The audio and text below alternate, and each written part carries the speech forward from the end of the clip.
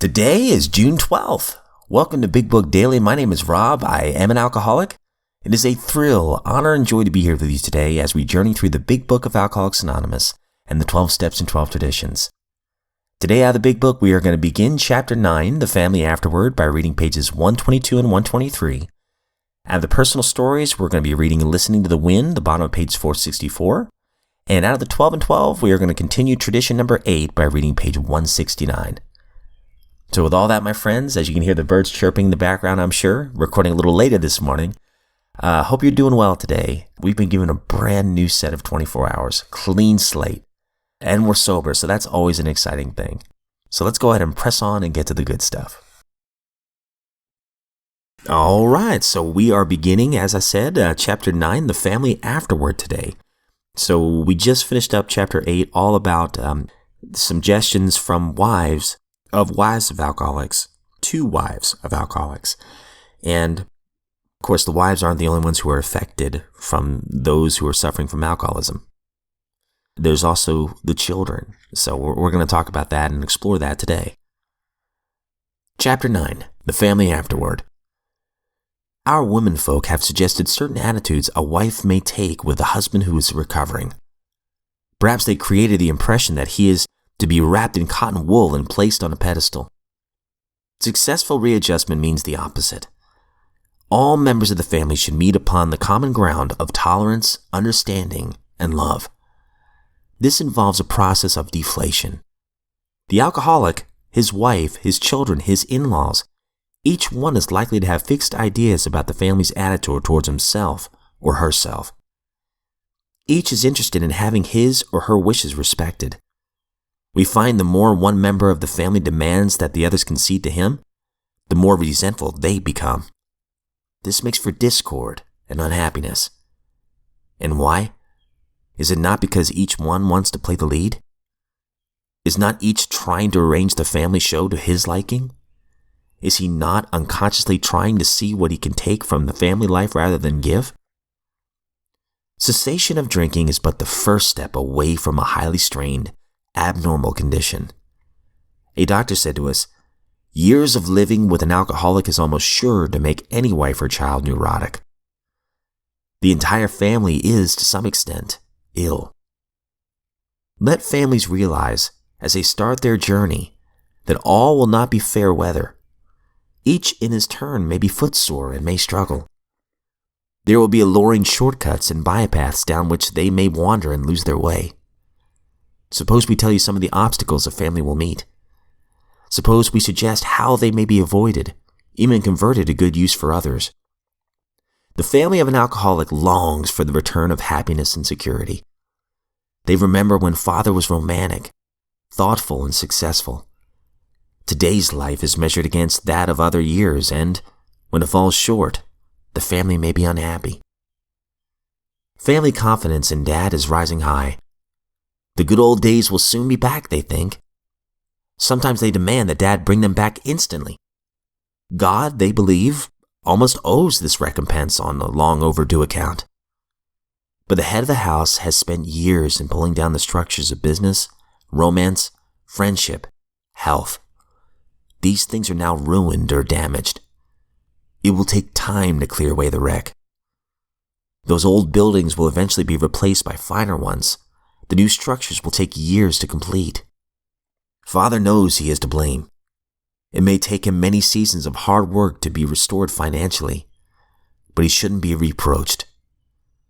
Perhaps he will never have much money again, but the wise family will admire him for what he is trying to be, rather than for what he is trying to get. Now and then the family will be plagued by specters from the past, for the drinking career of almost every alcoholic has been marked by escapades, funny, humiliating, shameful, or tragic. The first impulse will be to bury these skeletons in a dark closet and padlock the door. The family may be possessed by the idea that future happiness can be based only upon forgetfulness of the past. We think that such a view is self-centered and in direct conflict with the new way of living. All right, moving on to Listening to the Wind. We're on page 464 today. So our narrator has gotten married, but she admits that she didn't even like the guy. However, the man is a good provider, and she does not have to participate in prostitution anymore to make ends meet. So she's kind of holding on for that, but, we can all probably figure out that when you don't like the person you're married to, it's not going to end well. So page 464, we're going to finish off the page today. The marriage was a farce, and it didn't take long for this man to figure that out. Someone had told him about my past, and he demanded to know the truth. I was tired, nauseated, and drunk. I just didn't care anymore. So I admitted everything. We fought every day after that, and my visits to the hospital became more frequent. One afternoon, I decided I no longer wanted to live and got the gun from over the fireplace. I owe my life to the man I married.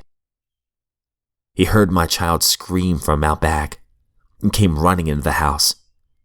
He grabbed the gun and wrestled it away from me. I was numb, and I couldn't figure out what had happened.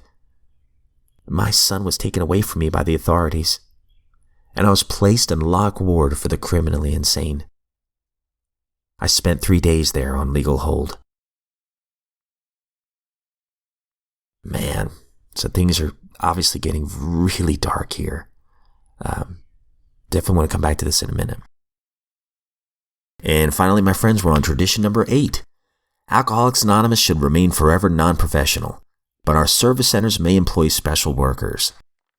And yesterday we were talking about how, these service workers, the ones who are actually getting paid for some of their labors, it's hard work. It says right here, then we saw that if a hardworking secretary answered the phone dozens of times a day, listened to 20 wailing wives, arranged hospitalization and got sponsorship for 10 newcomers, and was gently diplomatic with the irate drunk who complained about the job that she was doing and how she was overpaid, then such a person could surely not be called a professional AA. She was not professionalizing the 12th step, she was just making it possible. She was helping to give the man coming in the door the break that he ought to have. Volunteer committeemen and assistants could be of great help, but they could not be expected to carry this load day in and day out. So, that is a hard job these folks are doing, and God bless them for doing that. But I'm sure they received a lot of criticism early on as being professional AAers. I mean, obviously, some were shunned from meetings. Some were shunned from sharing in the meetings. It's wild to think about. But again, we're going to continue this thought on page 169. At the foundation, the same story repeats itself. 8 tons of books and literature per month do not package and channel themselves all over the world. Sacks of letters on every conceivable AA program, ranging from a lonely heart Eskimo to the growing pains of thousands of groups, must be answered by people who know. Right contacts with the world outside have to be maintained. AA's lifelines have to be tended. So we hire AA staff members. We pay them well, and they earn what they get. They are professional secretaries, but they certainly are not professional AAs. Perhaps the fear will always lurk in every AA heart that one day our name will be exploited by somebody for real cash. Even the suggestion of such a thing never fails to whip up a hurricane, and we have discovered that hurricanes have a way of mauling with equal severity both the just and the unjust. They are always unreasonable. No individuals have been more buffeted by such emotional gusts than those AAs bold enough to accept employment with outside agencies dealing with the alcohol problem.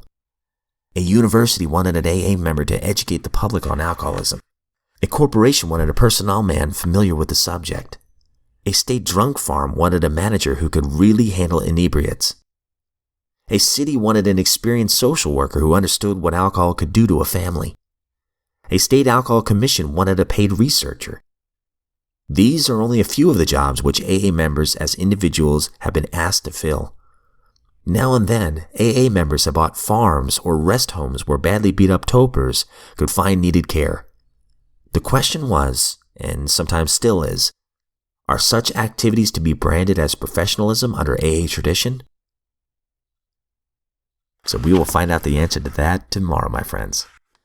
Going back to the personal story real fast. I mean, Could you imagine if that husband wasn't there that day?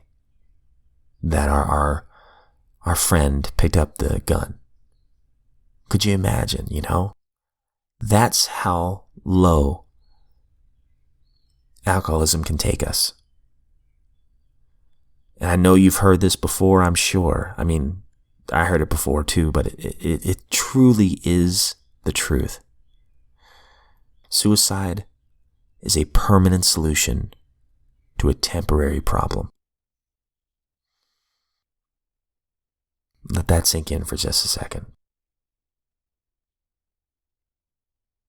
No matter how dark things get, we'll never know if there's a miracle on the other side of it if we take our own lives. Sadly, I've heard of stories from people I know that have gone down that road. And I often wonder if they just held on. If they just held on, what kind of story would they have? What kind of testimony could they have for somebody else? And not to mention, it destroys the lives of everybody else around us. As I've said before, this lady, she's in this book for a reason. And this has been a longer testimony that we've read, especially now that we've slowed down the pace. And she's been through a lot. She's been brutally beaten. She's been sent to prison. She's spent years in prostitution, and she's young, by the way. I don't know exactly what age at this point, but she started going out on her own when she was a teenager. She's raising a child on her own. Now, finally, her grandparents are giving her some help, but for a long time, she was doing it alone. She is malnourished. She's unhealthy. But we know, because she's in this book, we know that there's a miracle about to happen that would have never happened had she taken her own life. My friends, if you are sober today, you are a miracle. There are those still suffering all over the world from this disease of alcoholism that haven't even gotten to the point where they've admitted they have a problem yet. The fact that we're sober today, that somehow we stumbled into some kind of recovery group, and we found these 12 steps, and now we have a closer relationship with our higher power, whatever that may be for you. I mean, it's rare. It's sad that it's rare, but it is rare, and it's a miracle that we're sober today. But it doesn't just end there, If we're sober, it's like we won the lottery. Maybe this isn't the best analogy, but we would want to tell other people about it, right? And again, this is just Robology. I'll get off my little footstool after this, but I feel like we've been given a second chance in life for a reason. Obviously, you guys got to figure out what your reason might be.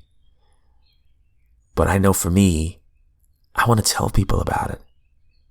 And I want to make it very clear that it's not my willpower that's done this. It's the God of my understanding.